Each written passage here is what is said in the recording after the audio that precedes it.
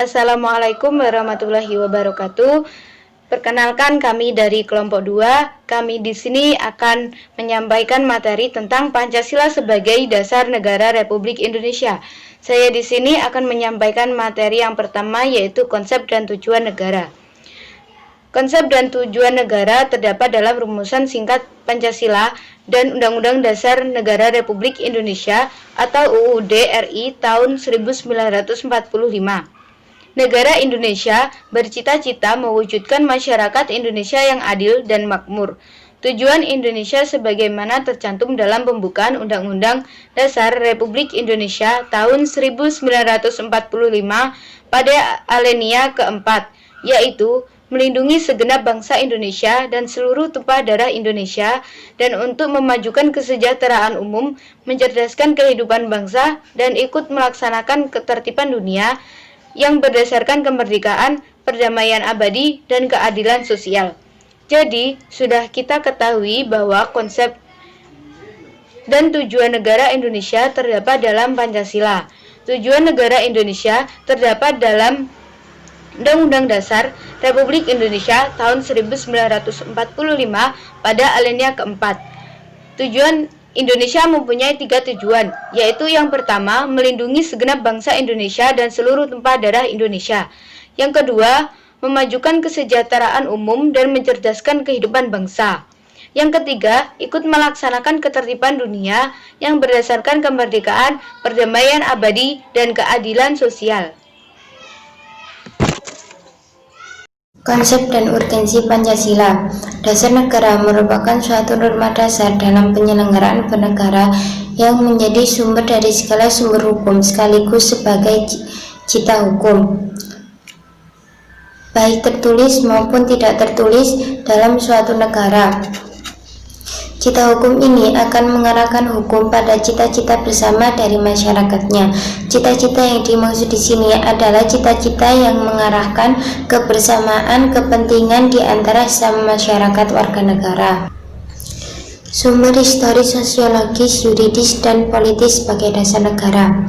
Sumber historis. Pancasila ditetapkan sebagai dasar negara dibentuk setelah menyerap berbagai pandangan yang berkembang secara demokratis dari para anggota BPUPKI dan PPKI sebagai representasi bangsa Indonesia.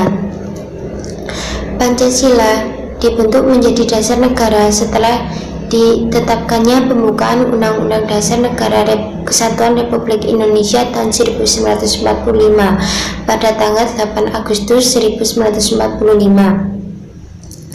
Pada mulanya pembukaan direncanakan pada tanggal 22 Juni 1945 yang terkenal dengan nama Piagam Jakarta.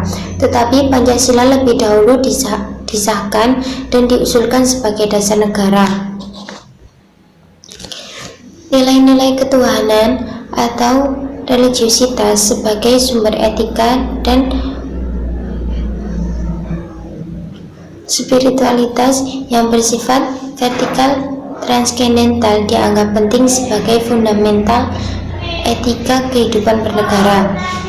Menurut Pancasila, negara diharapkan mampu melindungi dan mengembangkan kehidupan negara yang beragama. Nilai-nilai kemanusiaan universal yang bersumber dari hukum Tuhan, hukum alam, dan sifat sosial atau bersifat horizontal dianggap penting sebagai fundamental etika politik kehidupan bernegara dalam pergaulan dunia.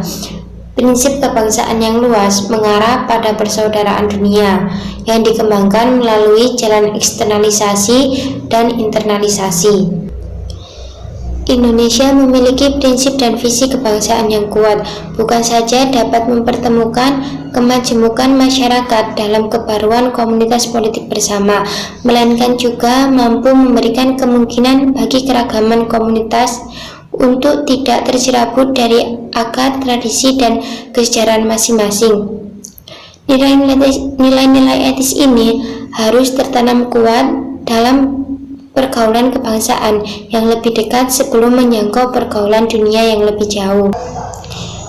Nilai kemanusiaan, nilai ketuhanan, dan nilai serta cita-cita kebangsaan itu dalam aktualisasinya harus menjunjung tinggi kedaulatan rakyat yang dipimpin secara hikmat kebijaksanaan.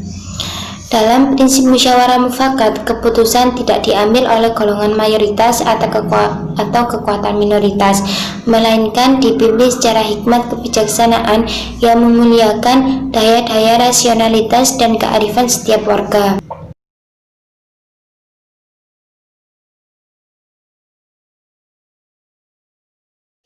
Pancasila perlu diaktualisasikan dalam praktek demokrasinya, agar tidak kehilangan arah dan dapat meredam konflik yang tidak produktif dalam penempatan Pancasila sebagai sumber dari segala sumber hukum negara, yaitu sesuai dengan pembukaan Undang-Undang Dasar Negara Republik Indonesia tahun 1945.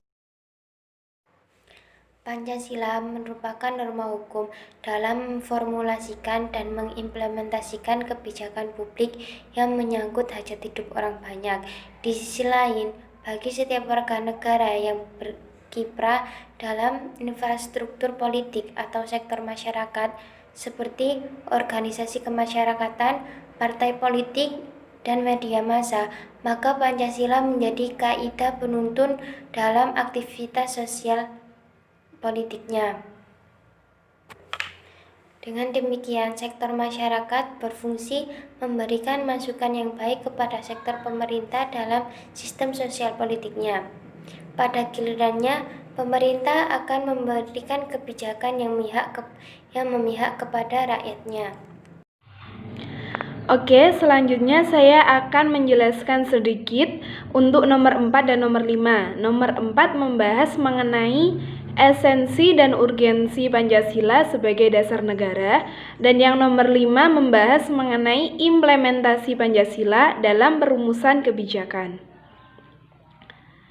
Nah, untuk nomor 4 perlu kita ketahui bahwa esensi dan urgensi Pancasila sebagai dasar negara itu adalah penuntun dalam pembuatan politik hukum atau kebijakan negara.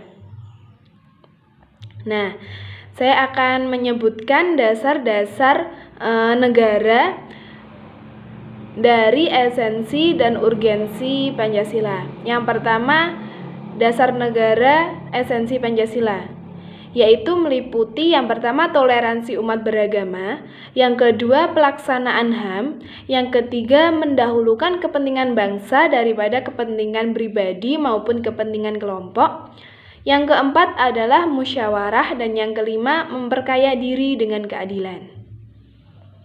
Selanjutnya, urgensi Pancasila sebagai dasar negara meliputi dua hal. Yang pertama, membentuk negara bersumber Pancasila. Yang kedua, pemerintah menerapkan nilai-nilai Pancasila. Selanjutnya ada penerapan-penerapan dari esensi dan urgensi Pancasila. Yang pertama, penerapan esensi Pancasila.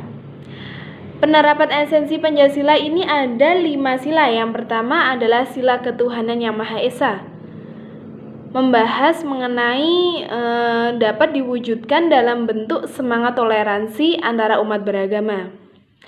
Yang sila kedua adalah sila kemanusiaan yang adil dan beradab, yaitu dapat diwujudkan penghargaan terhadap pelaksanaan hak asasi manusia atau HAM yang ada di Indonesia. Yang ketiga adalah sila persatuan Indonesia, yaitu dapat diwujudkan dalam mendahulukan pengambilan keputusan berdasarkan musyawarah daripada voting. Yang selanjutnya sila keempat yaitu sila kerakyatan yang dipimpin oleh hikmat kebijaksanaan dalam permusyawaratan perwakilan, yaitu kebijakan dapat diwujudkan dalam mendahulukan pengambilan keputusan berdasarkan musyawarah daripada voting. Yang nomor 5, sila keadilan sosial bagi seluruh rakyat Indonesia, yaitu dapat diwujudkan dalam bentuk memperkaya diri atau kelompok dengan keadilan. Selanjutnya ada penerapan urgensi Pancasila yang dibagi menjadi 2 pendekatan. Pendekatan yang pertama adalah pendekatan institusional. Pendekatan yang kedua adalah pendekatan human resource. Pendekatan institusional ini adalah membentuk negara yang bersumber dari Pancasila sehingga terwujudnya dan terpenuhi kepentingan-kepentingan nasional. Yang kedua, pendekatan human resource, yaitu orang pemegang kekuasaan pemerintah yang melaksanakan nilai-nilai Pancasila secara konsekuen dalam tugas-tugas dan tanggung jawabnya yang akan menyejahterakan rakyat.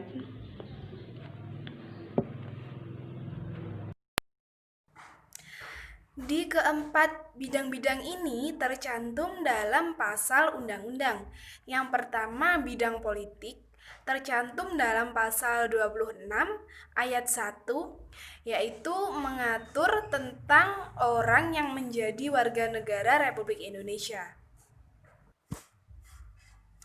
Yang kedua, tercantum dalam pasal 27 ayat 1 yang isinya adalah memberikan pernyataan terhadap kedudukan warga negara yang berada di dalam hukum dan juga pemerintah tanpa adanya kekecualian.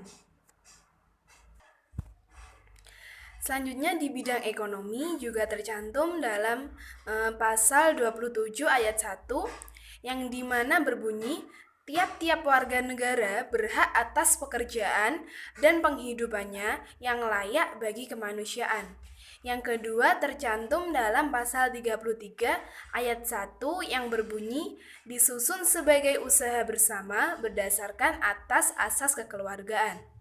Yang ketiga tercantum dalam pasal 34 ayat 1 yang berbunyi fakir miskin, anak-anak yang terlantar dipelihara oleh negara. Selanjutnya di bidang sosial budaya. Di bidang sosial budaya ini tercantum di dua pasal. Yang pertama di pasal 31 ayat 1 berbunyi setiap warga negara itu berhak untuk mendapatkan pendidikan. Ketentuan ini menegaskan bahwa mendapatkan pendidikan adalah hak asasi manusia.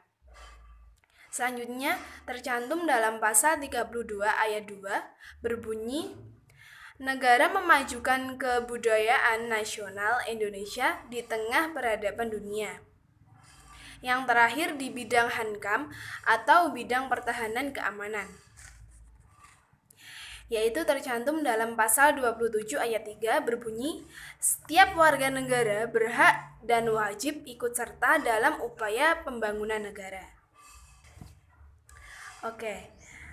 Perlunya kita harus menerapkan implementasi Pancasila dalam kehidupan kita sehari-hari.